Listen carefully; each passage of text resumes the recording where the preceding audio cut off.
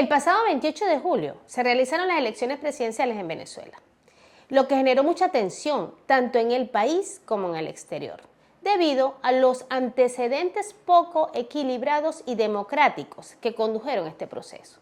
Tanto así que el país estuvo en suspenso hasta altas horas de la noche, cuando el presidente del Consejo Nacional Electoral, el cual es el órgano rector de dirigir este proceso en Venezuela, se tomó más del tiempo estipulado por la ley y sin argumentos que mostrar ni números exactos, declaró a Nicolás Maduro como ganador, con un supuesto 51,20% de los votos, y anunció que Edmundo González solo obtuvo un 44,20%.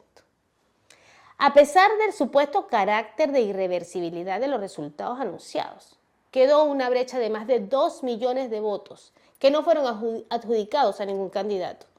Y estos son suficientes para cambiar el resultado de estas elecciones. La oposición venezolana, encabezada por María Corina Machado, quien con las actas electorales en manos rechaza estas cifras, demostrando que Edmundo González ganó con el 70% de los votos, y así lo ha mostrado al mundo entero, exigiendo al Consejo Nacional Electoral exhibir las actas de las cuales sacaron estos números.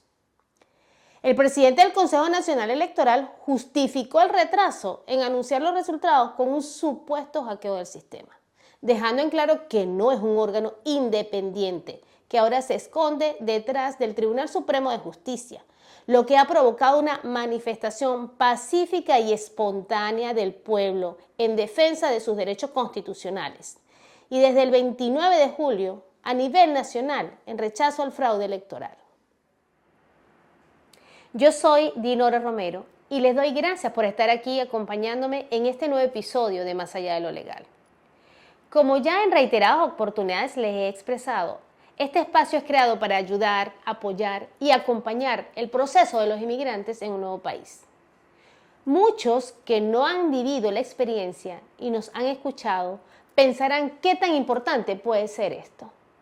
O pueden decir, es que nadie los obligó a irse de su país. O cuando muchos connacionales ven con terror la ocupación de su país por personas de otras nacionalidades. Hoy les quiero ilustrar uno de los escenarios más usuales para que una persona o una familia entera, o más aún, explicarles por qué hay más de 7 millones de venezolanos que han emigrado, en vista de la situación actual que vive este país y del que tal vez muchos teman poderse ver en este espejo. O tal vez no solo por razones políticas, sino por otras razones. Quiero que hagan un ejercicio conmigo. Que cierren los ojos e imaginen a una persona o a una familia o decenas de personas con maletas en la mano, caminando, dejando atrás la frontera del país de donde nacieron, donde estudiaron, donde tuvieron un hogar, familias, costumbres, un sabor en el paladar de la comida que les hacía mamá, donde tal vez queden hermanos, sobrinos, abuelos, padres o hijos. Ese camino se transita a través del miedo, un miedo transformado en la fortaleza de tomar la decisión. Miedo. ¿Miedo a qué? Miedo a dejar de vivir estando muerto en vida.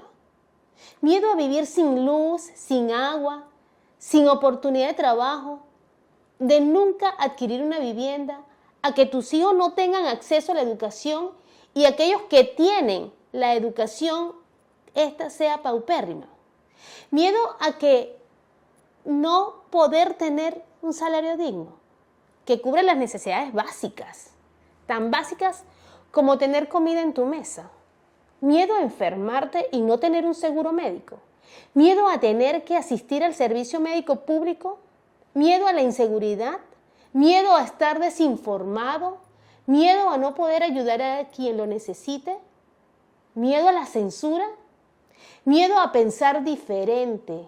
Miedo a formar parte de una lista de desaparecidos o torturados o de presos políticos. Miedo a la tiranía. Miedo a cambiar el rumbo político de un país. Miedo a una amenaza colectiva por parte del mismo mandatario del país. Amenaza que no tiene un nombre específico, amenaza que apunta a un pueblo. Cuando digo la palabra miedo, recuerdo que en el proceso de asilo, por ejemplo, en los Estados Unidos hay una figura jurídica que se llama miedo creíble. Y no quiero referirme a esto en lo que respecta al proceso legal. No se trata en este momento de una asesoría, pero sí me hace reflexionar ante esta situación por la que estamos pasando en Venezuela, cómo se hace el balance para el panorama internacional, para los órganos internacionales, para los órganos que protegen los derechos humanos, para el mundo entero, para las grandes potencias. ¿Cómo es eso de que un venezolano tenga que demostrar de forma particular que siente miedo de estar en su país? Es un sentimiento colectivo, la amenaza es contra todos, todos son víctimas. Incluso hoy en día las casas están marcadas con una X para demostrar que esa persona, esa familia, no es del oficialismo. ¿Cómo podemos demostrar desde el punto de vista particular que un hecho específico nos ha hecho buscar protección en nuestro país? Cuando es visto por el mundo entero que es el país que necesita protección. Los venezolanos siguen sufriendo represión y una crisis humanitaria. La Corte Penal Internacional tiene una investigación sobre presuntos crímenes de lesa humanidad en Venezuela. La misión de determinación de los hechos de las Naciones Unidas encontró graves violaciones de los derechos humanos que continúan los mismos patrones de conducta que ya habían calificado previamente como crímenes de lesa humanidad. Las autoridades hostigan, persiguen y encarcelan a sindicalistas, periodistas, defensores de derechos humanos, restringiendo el espacio cívico. Entre las preocupaciones persistentes figuran la falta de protección de los pueblos indígenas, las personas lesbianas, gays, bisexuales y transgéneros, los derechos de las mujeres y las niñas. La Oficina del Alto Comisionado de las Naciones Unidas para los Derechos Humanos, ACNUD, y la misión de búsqueda de determinados países siguen documentando casos de asesinatos, desaparecidos, desapariciones forzosas, de corta duración, de larga duración, detenciones arbitrarias, torturas y malos tratos, violencia sexual y de género contra los opositores del gobierno de Maduro, que ya no es solo del grupo de opositores, ahora es contra todo aquel que simplemente diga cualquier cosa que no esté de acuerdo con el gobierno. La Fuerza de Acciones Especiales, FAES, una unidad policial que cometió graves violaciones de los derechos humanos, fueron reemplazadas por la Dirección de Acciones Estratégicas y Tácticas tras la continua presión internacional. Pero estos mantienen el mismo modus operandi, similares a los de la FAES y exfuncionarios de la FAES, que han estado involucrados en graves violaciones de derechos humanos, desempeñan funciones claves en este proceso de mal llamado gobierno de Maduro. Por todas estas razones, más de 7.7 millones de venezolanos han abandonado Venezuela desde el año 2014. El número de personas que cruzan el tapón del Darién, una peligrosa jungla en la frontera entre Colombia y Panamá, se disparó en parte debido a las restricciones de visados que han cerrado, de hecho, las rutas más seguras. Más de 440.000 venezolanos cruzaron el Darién entre enero del 2022 y octubre del 2023.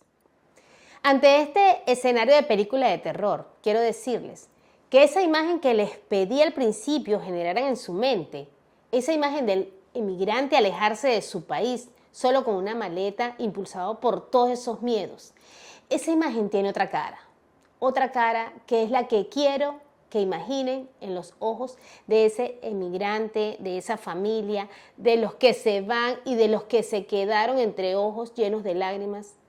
Es que hay una luz que se llama esperanza, una luz que se llama fortaleza, una luz que se llama fe y que pudo expresarse el 28 de julio ante la avasallante asistencia a las elecciones presidenciales, sin importar qué tan manchadas estuvieron en su andar y que se reflejaron en unos resultados inequívocos, más de 7 millones de votos que expresaron por ellos mismos y por todos los que querían votar que el miedo existe.